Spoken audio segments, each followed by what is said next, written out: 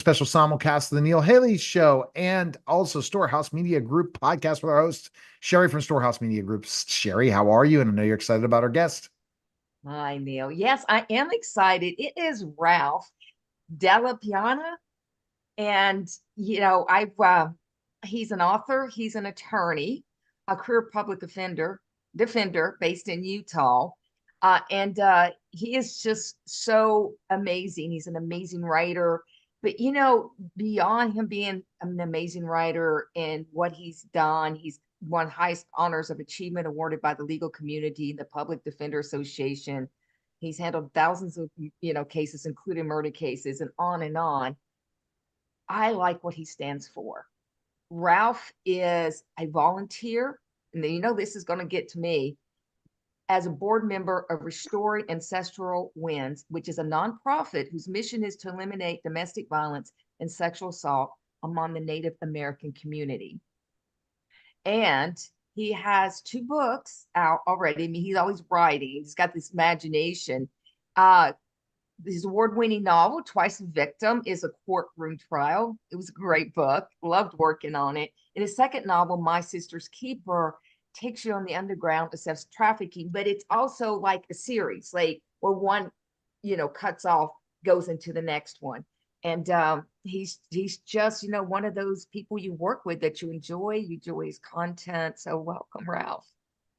Thanks. I'm happy to be here. Neil, it's good to meet you. I love your program. And Oh, thank Sherry, you. it's great to connect with you again. Sherry sort of mentioned that she had an early look at one of the manuscript for Twice a Victim and gave me some real pro tips, which frankly is why the book is so good. And very interesting. And that's why it's awesome to work with Sherry. We'll get to that. So I think that when you decided to write a book, what was the main reason?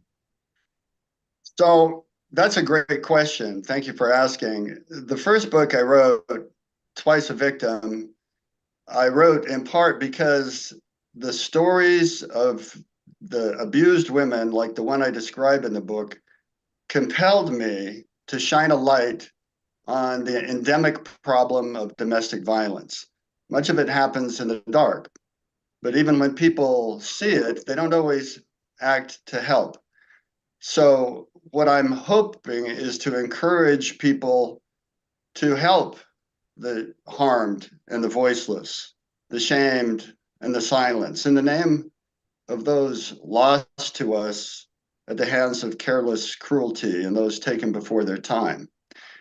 In the book, the characters, and I can describe a little bit of the book, but it's the characters in the book who embody the willingness to act, to help domestic violence victims. In real life, a lot of us aren't so heroic, but there are some things that we can do. And let me go ahead and say 3 quick things. One is, if you see something, say something. Number 2, support your local YWCA. They do great work with victims. Third, you could choose to support the group I'm on the board member of, Restoring Ancestral Winds. As Sherry mentioned, this mission is to eliminate domestic violence and sexual assault in the Native American community. And for people who want to help, could go to restoringaw.org. People who need help can call our hotline, which is 833 Native Heal. That's 833 NTVHEAL. If working together we can save at least one life, then will have been worth it for me. Wow. Yeah. You have such a heart for victims. And you and I had a conversation a while back, and I think that's one thing that really connected us is this passion we have for the Native American people. So you told me this story, but I think it's an interesting story why you became an attorney in the first place. Well, back when I used to work in business, and I asked for promotion and got the promotion, moved to another state, signed a 1-year lease, went into my new job where I was, the manager. And in the meantime, I'd had a month off where I had time to read, talk to people, see what was going on in the world, which I hadn't been doing. I've been just focused on, maximizing profit, right? Get that bottom line. And I learned about just a huge problem with the Native American Trust Fund. It's money taken from oil and gas and other types of leases on Native American land that had been billions of dollars were missing, unaccounted for. It was a big scandal, and it moved me to want to do something. And people told me, well, if you want to do something about that, you should probably be a lawyer. But, I had just asked for a promotion, got it, moved to a new state, signed the lease. But I walked in to the new place. I said, hi, I'm Ralph Delapiano. I'm the new manager. And I didn't know it was going to happen until it happened. And I said, and oh, by the way, I quit. And I called my father. Yeah, called my father. I said, "You never believe what I just did. It's crazy. Don't you think?" And he said, "No, I was always surprised you were working in business." He said, "Because you were always so idealistic when you were a kid." And so I started down the path of going to law school, and people had already filed lawsuits and were working on the trust fund scandal. By the time I graduated, that had been resolved. And in the meantime, I had started working and did a clinical internship for the Legal Defender Association in Utah, and got a new passion of defending people's constitutional rights against the power of sometimes overreaching power of the government. And I felt good about that. And then our office has this great program, a holistic approach to defending people that looks into their needs. If they have domestic violence, or sorry, if they have substance abuse or they have mental illness, we find services for them in the community where we can get them what they need, because with few exceptions of people who need to be kept away from the rest of us, these are people who are neighbors, sometimes relatives, who are going to live among us again, and we need them to be okay, both for themselves and for us. Wow. Yeah, I think so. And then you found your passion. You found what you truly are called to do. And then that's when we wake up every day knowing you're not working. I think a lot of people have to finally find that specific thing. And it's too bad lots of people in this world don't find it. They might have found their career. Like we know Sherry was a police officer, but I know what she's doing now is truly her passion, owning a publishing company. And what I do on a regular basis in I guess people say, how do you call this work? It's not. Where I'm either on the show or I'm coaching or I'm, teaching people social media and doing all these different things. There's just nothing like it. And it's just a game changer. It changes who you are and it gives you that kind of belief system. Every day you can wake up knowing you're going to make a difference. And that's amazing. And a lot of people don't have that. That's a great point, Neil. I tell people when I tell my story of changing my job, because people get stuck in their jobs, they're always complaining about it. They don't seem to do anything about it except suffer through it. When, as you say, if you open your eyes and go find your passion, your life changes forever.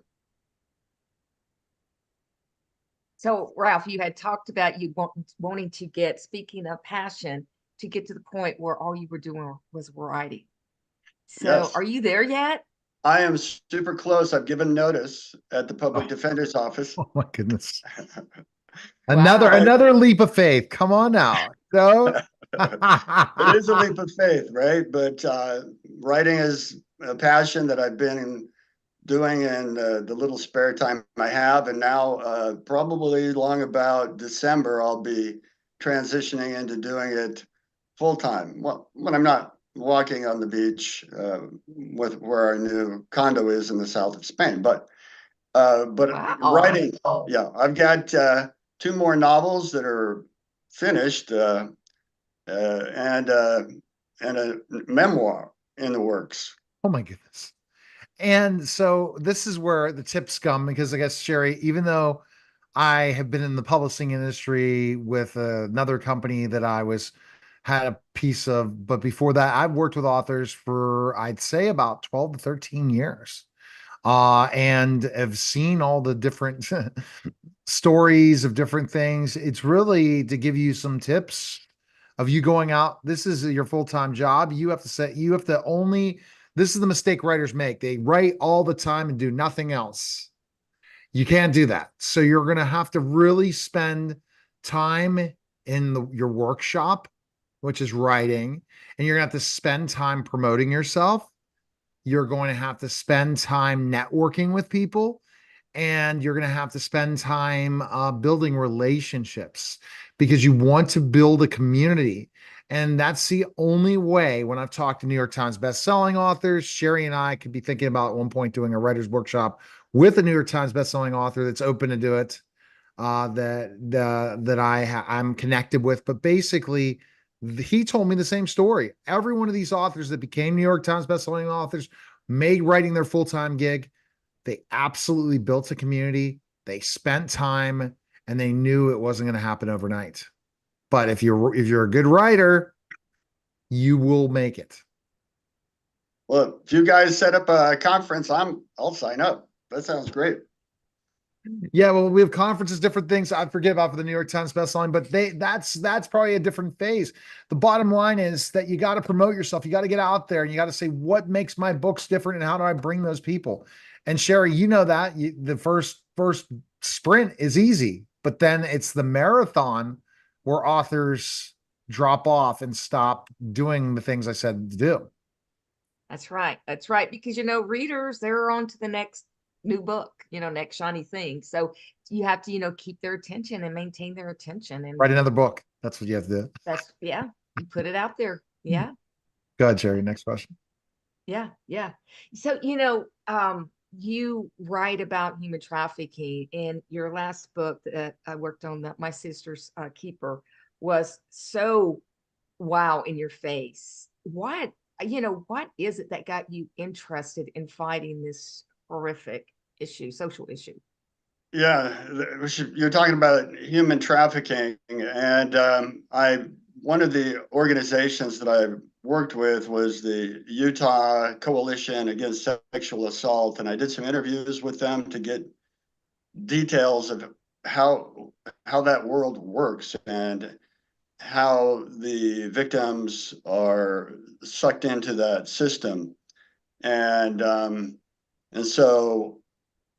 And then it just all came to me all at once. The story I wrote in 10 days. The characters just came to life in my mind. And to give a brief description, by the way, My Sister's Keeper was the original title, but there's a recent book. It turned into a movie that's so my people tell me, let's call it something else. And so the name of it's now The Keeper's Creed.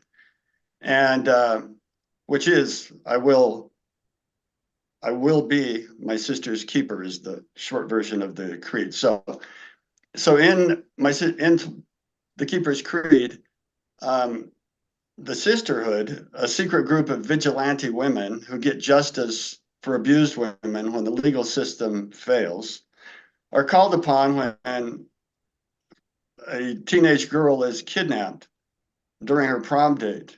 They discovered that she'd been taken by an international human trafficking syndicate that sells girls for sex and sometimes worse fates. The sisterhood taps into its network of high-tech agents who engage in a cross-country chase and battle with the syndicate thugs to try to rescue the girl from the syndicate's kingpin before she disappears forever. Think Taken meets Charlie's Angels. Wow. It's a thriller from beginning to end. It's fast paced, heart wrenching, exciting. And I can't, that's going to be the second book. That one is in the editor right now. And then we'll be looking to publish as soon as possible after that. How is it working with Sherry at Storehouse? Tell us. Well, Sherry's awesome. As you must know, she knows her stuff. She's kind and open. She's gives without end. She's knows the business, and most important for me, and I think for other new authors, is she can give you what I mentioned, the pro tip that gets you to understand how the book needs to be successful, to be a book that people will read and give good reviews on, and then to be just encouraging when she sees a good writer. At least she encouraged me, and helped me down that pathway. So I'm very grateful to know Sherry. I love it. And that's an absolutely great everything I hear. I've never run into somebody everyone just sings your praises, Sherry. You Blush know, over here. so that's why, the expansion of Storehouse Media Group, and she finds like-minded people to come in, because our mission is we don't want to be this one where, hey, we got your business. No, we want to build a lifetime relationship with you. We want you to be with us through all of your trials and tribulations, but ultimately to reaching that goal that you want to reach and be there for you. Because a lot of times people get someone's business and you never see them again. And that's not the way Sherry does things. And that's why she parted with me, because I don't see things in that way as well, Ralph. So I love the fact you're into this whole really focusing on the human trafficking portion of things, with the connectivity with Native Americans at some points, but also the connectivity, just human trafficking as well. I've had certain people on my program that are huge proponents against human trafficking. A couple celebrities that I can't think of their names, but it'll come to me. One is the Superman Dean Cain, right? Yes.